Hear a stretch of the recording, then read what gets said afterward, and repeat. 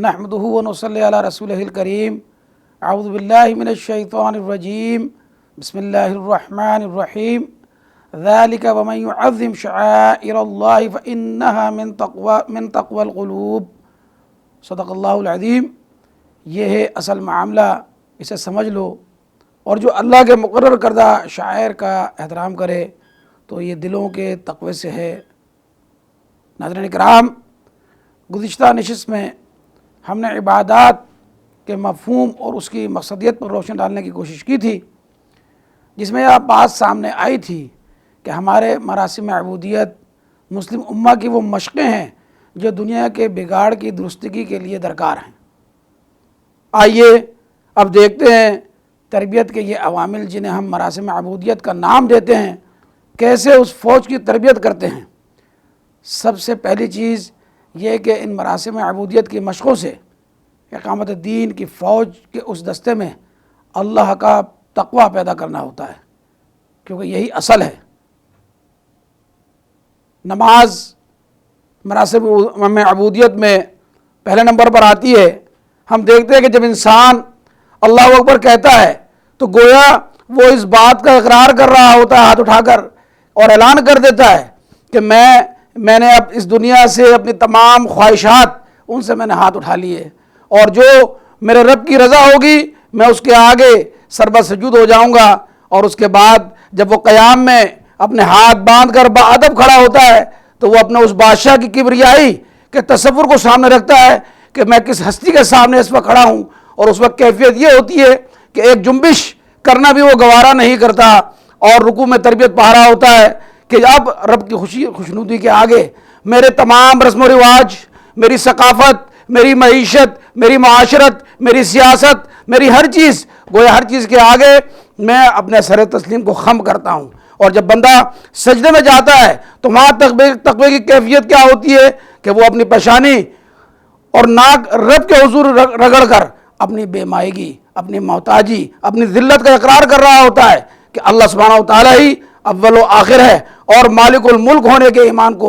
پختہ کرنے کی تربیت وہاں وہ پا رہا ہوتا ہے۔ میرے دوستوں اور بھائیوں، روزے کی طرف دیکھیں تو روزہ تو نام ہی تقوی کا ہے۔ خود قرآن کہتا ہے کہ یا ایھا الذین آمنوا کتب علیکم الصیام کما کتب علی الذین من قبلکم لعلکم تتقون۔ اس روزے میں کیفیت یہ ہوتی ہے کہ بھوک اور پیاس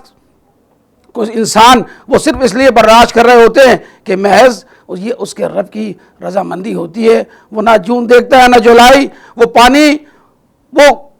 پی سکتا ہے، لیکن وہ اس گرمی کے اندر ایک قطرہ تک اپنے گلے میں لے جانا جو ہے اس کو جو ہے وہ اپنے اوپر حرام کر لیتا ہے وہ۔ اور ہم دیکھتے ہیں کہ یہ دیکھیے کہ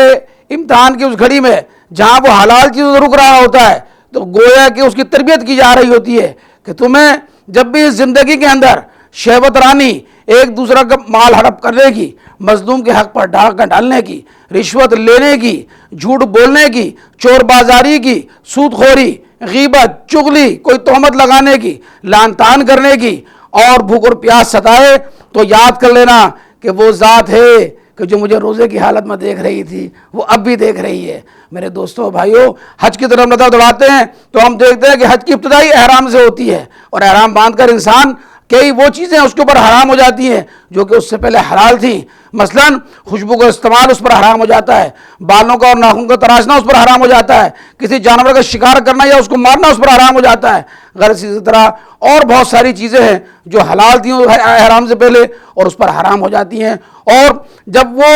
کوئی بھی چیز جو اس پر حرام ہوئی اس کی طرف جانے کی کوشش کرتا ہے تو وہ 10 دفعہ سوچتا ہے کہ ایسا نہ ہو کہ میرا رب مجھ سے ناراض ہو جائے۔ آپ چھوٹی سی مثال لے لیں کہ انسان جب احرام کی حالت میں ہوتا ہے، اگر کوئی بال اس کا غلطی سے ٹوٹ جائے تو اس کو فکر لاحق ہو جاتی ہے، 10 علماء سے وہ پوچھتا پھرتا ہے کہیں ایسا تو نہیں کہ مجھ پر کوئی دم لاگو ہو گیا ہو، کہیں ایسا تو نہیں مجھ سے غلطی ہو گئی ہو۔ کیا چیزیں میرے دوستوں اور بھائیوں؟ یہ وہ اللہ سے قریب کرنے والے چیزیں، یہ وہ خوف ہے اس کے اندر کہیں اس کا رب اس سے ناراض نہ ہو جائے۔ پھر بیت اللہ کے طواف دیکھیں، اس میں 7 چکر کرنے کہیں سے بھی شروع کر سکتا ہے، لیکن نہیں، اسے معلوم ہے کہ میرے رب کا حکم ہے کہ میں حجر اسود سے اپنا جو ہے طواف کو شروع کروں گا۔ وہ کہیں اور سے اپنا طواف شروع نہیں کرتا بلکہ حجر اسود پہ شروع کر کے وہیں وہ ختم کرتا ہے۔ ثواب کے چکروں میں اسے حکم ہے کہ وہ باوضو رہے تو بڑی کوشش کرتا ہے کہ وہ باوضو ہو کر ان چکروں کو مکمل کرے، اور اسے یہ فکر لاحق ہوتی ہے کہیں میرا وضو ختم نہ ہو جائے اور میں اس رب سے بہرحال وہ خوف کھا رہا ہوتا ہے. اور منی میں ہم دیکھیں, قیام میں وقوف دیکھیں,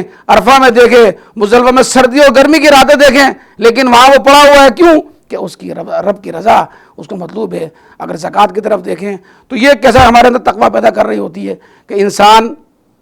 جسے سب سے زیادہ پیارا, اپنی جان سے بھی کہیں زیادہ پیارا اس کو مال ہوتا ہے, اور وہ مال وہ صرف محض اللہ کی رضا کے لیے وہ دوسرے کے سپرد کر دیتا ہے, وہ جو کہ سب سے زیادہ اسے پسند ہے. اور وہ مال جس مال کو وہ انسان تپتی ہوئی گرمیوں میں اور ٹھٹرتی ہوئی سردیوں میں اپنے آرام کو چھوڑ کر حاصل کرتا ہے, وہ سب کچھ اللہ کے ڈر سے اللہ کے سپرد کر دیا کرتا ہے. میرے دوستوں اور بھائیوں, اللہ سے دعا ہے کہ اللہ سبحانہ و تعالیٰ ان مراسم عبودیت سے وہ تقویٰ تقوی کی تربیت جو اللہ سبحانہ و تعالیٰ کو ہماری مطلوب ہے, اس تربیت پر ہمیں پورا اترنے والا بنائے. وآخر دعوانا ان الحمد للہ رب العالمین وصلی اللہ علی نبینا محمد وعلی آلہ وصحبہ اجمعین. اللہم صلی علی سیدنا محمد وعلی آلہ وصحبہ وسلم. اللہم صلی علی سیدنا محمد